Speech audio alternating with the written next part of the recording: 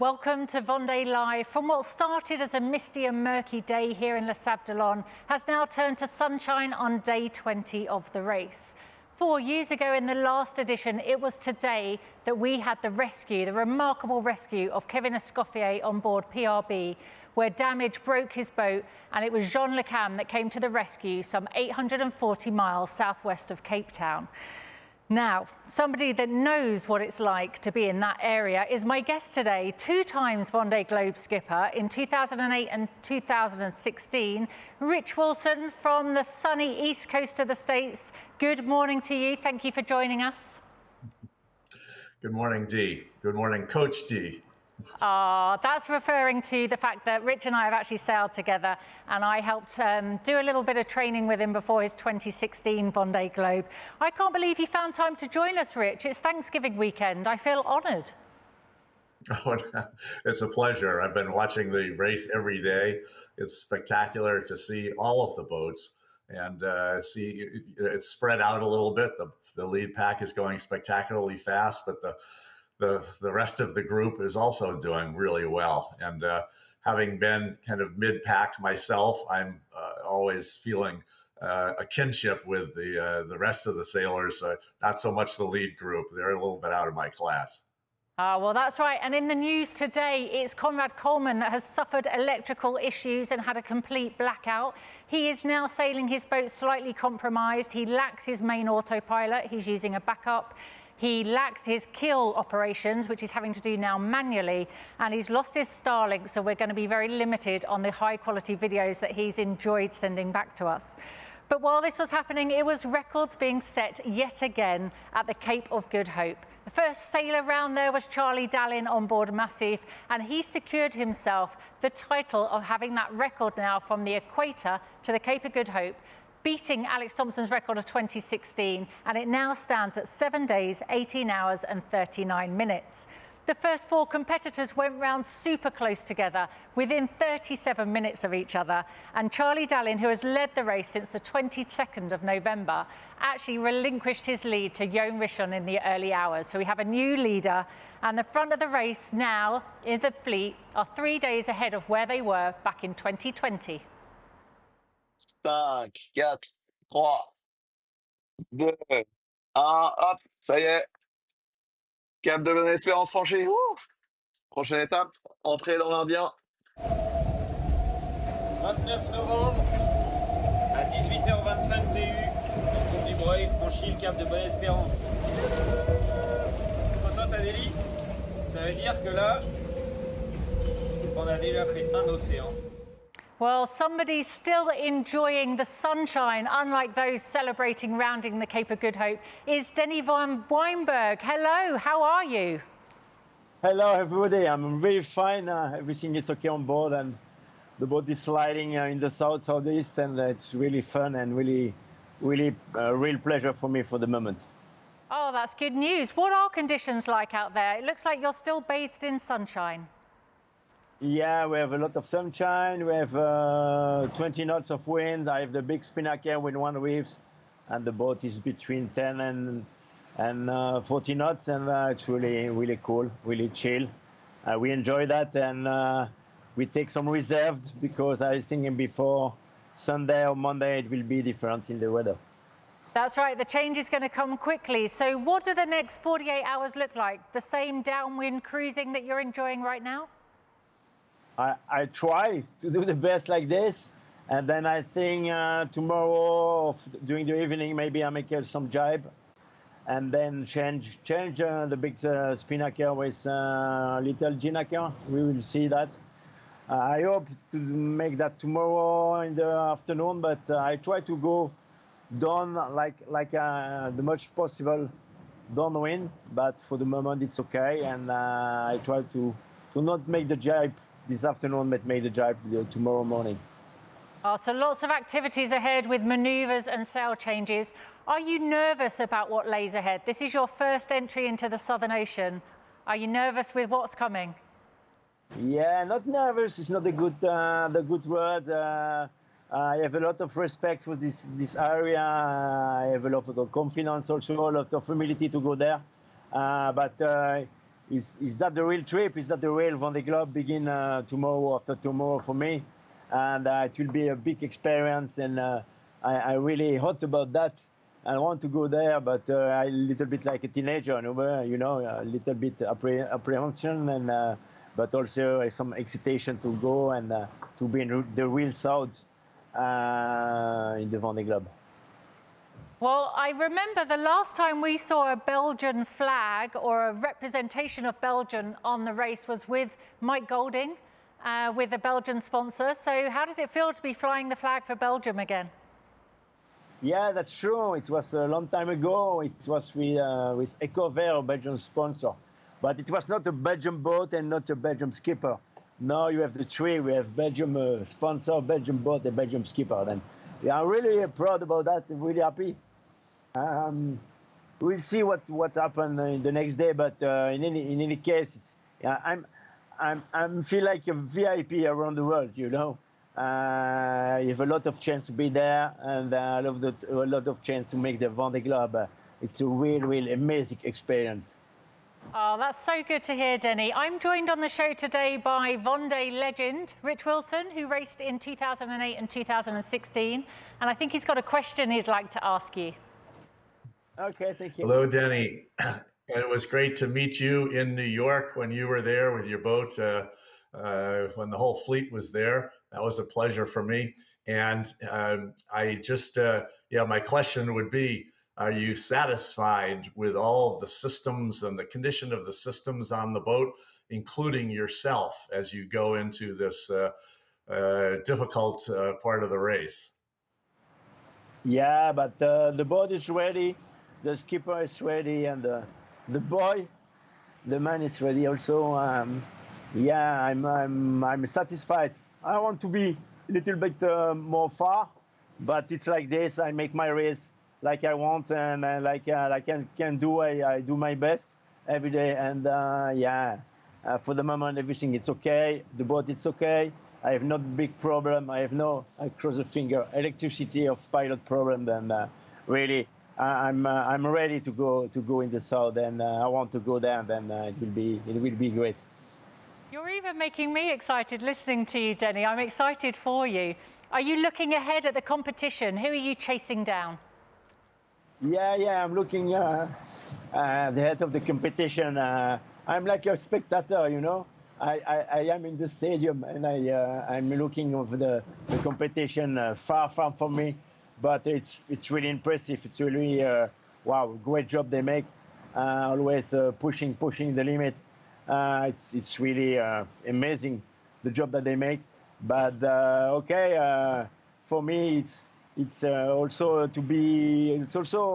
for me a big chance to be in the same competition and to make the same sport like really star of sailing like Charlie, Jeremy, and everybody.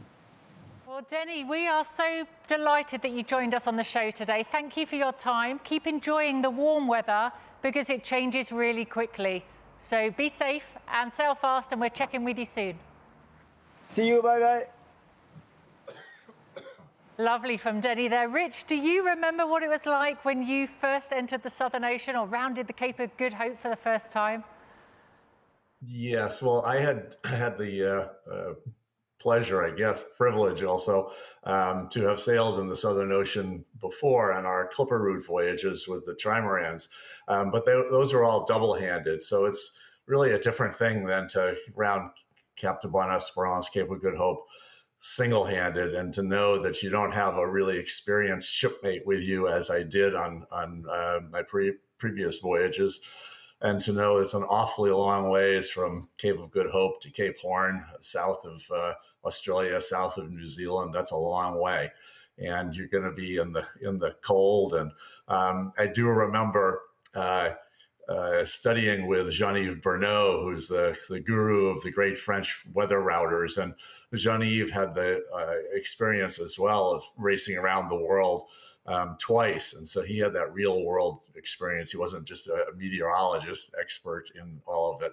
And he said, when you get to the South, you will go from T-shirts and shorts to full Southern Ocean kit and you better be ready. It'll happen in 24 hours. You better be ready. So I took that admonition seriously. And it's true, it does change quick. And somebody that we know has been struggling the last couple of days with a bit of frustration is Pip Hare. And I checked in with her this morning to make sure that she hadn't lost her smile and she had the right music to help her. This is, the most competitive edition of the race ever.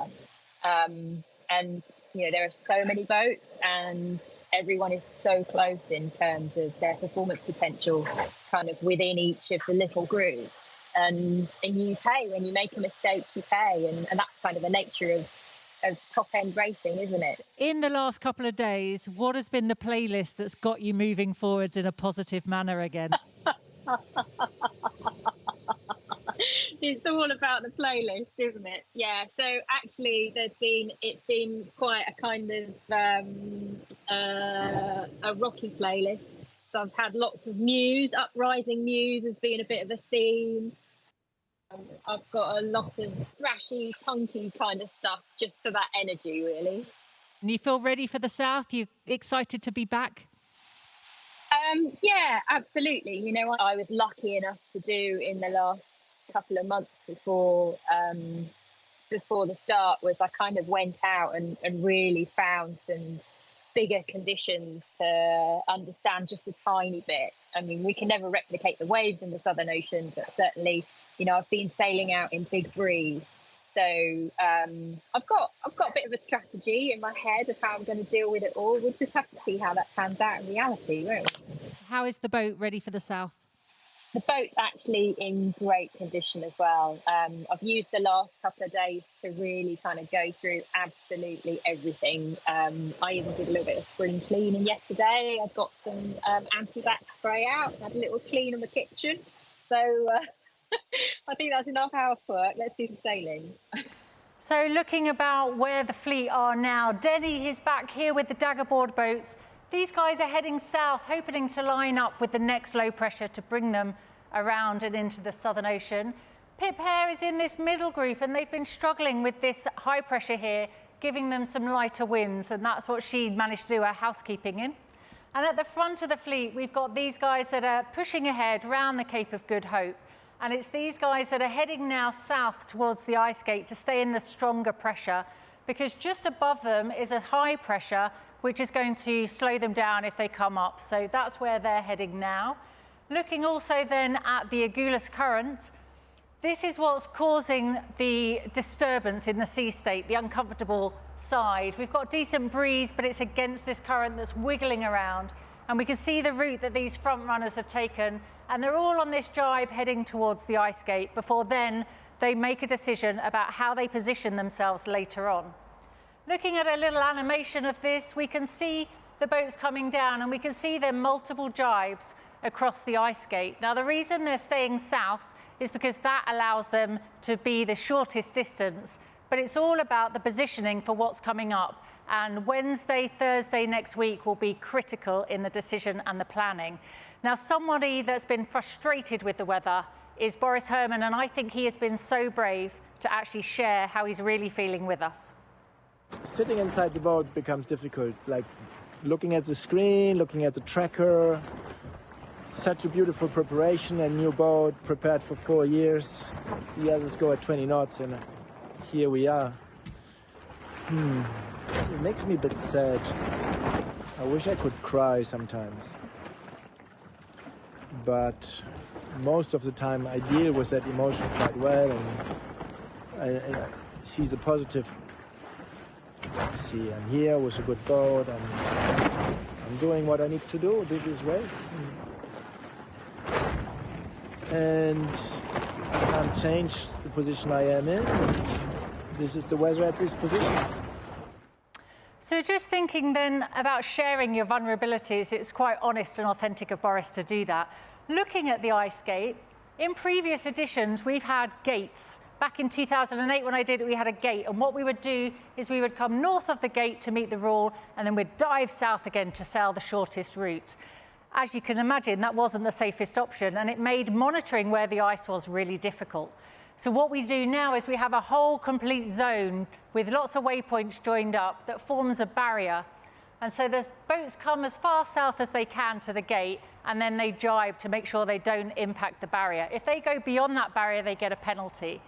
Now, you put a safety margin in because jibing doesn't always go to plan when they want to make it happen in the big waves of the south. So you have the barrier that's the absolute, and then you put a little bit of safety in to allow you to give yourself time to jibe, minimizing the distance, but obviously every jibe is really energy sapping and slows the boat down. So you really have to think about that. If we go to the rankings now, looking at the positions, you can see there hasn't been much, well, the change at the top with the front two boats, but the distance between is super small. They really are staying a close, compact group. Just falling off slightly is Jeremy Bayou with Nico Lumvan off that pack that went round in a close-knit group. Hanging in that top 10 is Sam Goodchild in a second-generation boat, and he's just doing a superb job.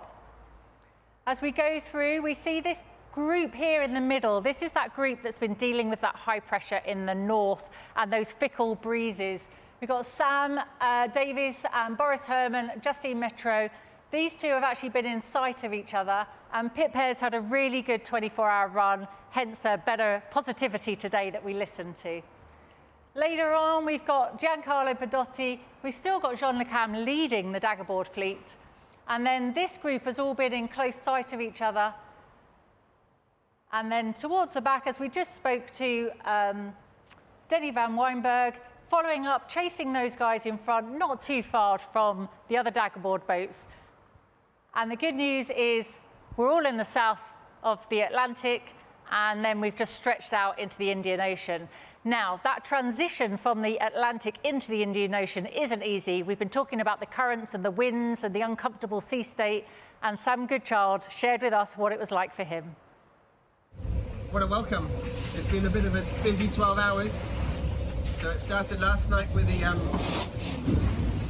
rudder kicking up, and the system holding the rudder down broke, so I had to find a way to fix that. The technical team helped me, and we got the rudder back down, so that was good. And then we spent the night with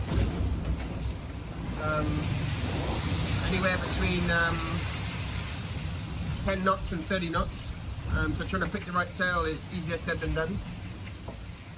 And then this morning it started getting a bit nosedivey. The boat starts diving into waves, which is the Achilles heel of this boat. And we had one massive nosedive and everything went flying, and the boat ended up on its side. And I was trying to cook breakfast, and hot water went flying over the boat and landed just next to me. And I was like, okay, that's enough, I'm done. So we put a smaller sail up. I just put the smaller sail up now, and then that took about 45 minutes instead of 15 for various little reasons. I guess I'm tired doing silly things badly, but anyway. So yeah, an Indian Ocean welcome. It's known for being unstable and gusty, and we've had just that, and not easy. And yeah, we've got a nasty little sea state. I think a little bit of that is the Agrias current off the south tip of South Africa. I'm happy to be going again with a small throw up, and we're off. So looking a little tired there. Rich, do you remember making silly mistakes when you were tired, as Sam described to us there? Well, yes, of course, many silly mistakes, but I also appreciate how understated he is in saying, well, so I just put up the smaller jib. I said, then it took 45 minutes rather than 15 minutes. And, you know, any sail change down there is such a production, and you have to be so careful, and it's absolute full-on physical effort to make those sail changes. The consequences of something going wrong are pretty severe. So for Sam to be looking fairly lively there, and just saying, well, so I just put up a smaller sail. It was good. I appreciate that. He's been so impressive. You know, second generation boat hanging in there. He's had a really good race, hasn't he? Yes, absolutely. I had the pleasure of doing a small sponsor event with him in New York when he was there with the fleet, and it was terrific. He's a wonderful guy, and he's certainly put in his time trying to get to the Vendée Globe through the Artemis Academy and sailing the Figaros and so forth, and you know, has made his way along, and here he is, and he's doing a spectacular job. Well, and at the front of the fleet, we have Jon Richomme and Charlie Darlin and Thomas Ruon, who all went round with Seb Simon all together at that Cape of Good Hope, and they were jibing within sight of each other. But it was Richon that came out on top. And I managed to speak to him this morning and ask him how things were. Our main problem is this low pressure that is going to catch us up in between Jose and Kerguelen Island. We all have a hard time finding the right path. We like to go around those low pressure on the far northern side to get away from all the major waves and the high winds. But this low pressure is so high, and it doesn't allow us to go that far north that quickly. So we might end up going south of it, which is quite unusual. Decision to take tomorrow morning, I think, either the northern or the southern route.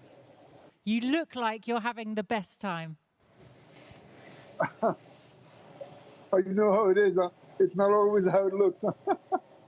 No, it's going well. I can only say that, you know, I'm in the right group at the front. I couldn't wish for more, really. The boat is in a perfect state. Let's try and keep it that way. And you know how it is. We're just starting the Southern Ocean. We know we're going to be in there for something like a month. Our main focus is to get the hell out of here as fast as we can, as safe and in one piece. That's cool. And I think watching you now in these conditions on your chair, I think everybody for 2028 will want your chair on their boat. You know, this is the most expensive chair ever. After the King's, you know, King of England's chair. You know, we started designing the boat, and as soon as we designed the boat, we said, okay, we gotta do a seat like this, but we gotta start now because it's gonna be a hell to put together and to make sure it's strong enough. And it's been 2 years of hard work on it, but I really do think it does make a difference. Well, he is certainly enjoying his first trip into the Southern Ocean and doing it solo in the comfort of a very comfortable chair. Now, Rich, you've done 2 Vendée Globes. Where's the legacy? Where's the upcoming American sailors? Conrad's got an American flag. Francesca, we spoke to the other day, is going to have a little representation of America if 2028 comes on. But have we got any new talent? Are you working on this? Well, we had a project. We've had a project for the last 6-7 years since I finished my second Vendée Globe to bring. We've actually been able to bring 15 of the Figaro 2s when they were changing to the 3rd generation. Raise the money to get those boats, bring them over here, and colleges have been sailing them, and some of the community sailing centers. So there's really a dinghy culture here in the U.S., and to change that culture takes a bit of time. But what we want to do is put the adventure aspect of offshore back into sailing and give the kids a chance to go out and see the stars and be out of sight of land and all those sorts of things, all the new things that you have to learn to go offshore. We're not necessarily focusing on the shorthanded part of it, but I think within the group who are learning to go offshore, hopefully some might come out for that. I think it's just people who have an idea who will be the next Vendée Globe skippers. We know that the young woman Cole Brower sailed around in the Class 40 in that event last year, and she I have heard has some designs on the next Vendée Globe. That would be great. And who knows where somebody else might come from. But unfortunately, the race is not well known here, and this culture is not so well known. Although I just think it's the absolute best community. It's the best family in sailing. To walk that pontoon in Les Sables d'Olonne, I had the privilege to be there for a week before the race. It's like nothing I've ever seen in the sport of sailing. It's just spectacular. Well, and you are very much part of that history and legacy, and I hope that that makes a big difference in the US. Rich, I really want to thank you for your time joining us. I'm going to leave you to enjoy your Thanksgiving weekend, and I'm sure we'll check in again with you later on in the race, but thank you. Good, my pleasure. So for those of you wanting to make sure that you don't miss out on any action of the Vendée Globe, because there is so much happening right across the fleet, we come up with the Vendée Mag, and it's a show that goes out on YouTube every week so that you don't miss out. And here's a little insight to what it's about. Welcome to this 4th edition of the Vendée Mag. Coming up, the foiler's mad dash towards the Southern Ocean. Armel Leclerc, skipper of the Ultime Bank Populaire 11 and 2016 Vendée Globe winner, gives his expert analysis. Finally, we go behind the scenes with the 5 members of race management, a true lifeline between sea and shore for our 39 sailors.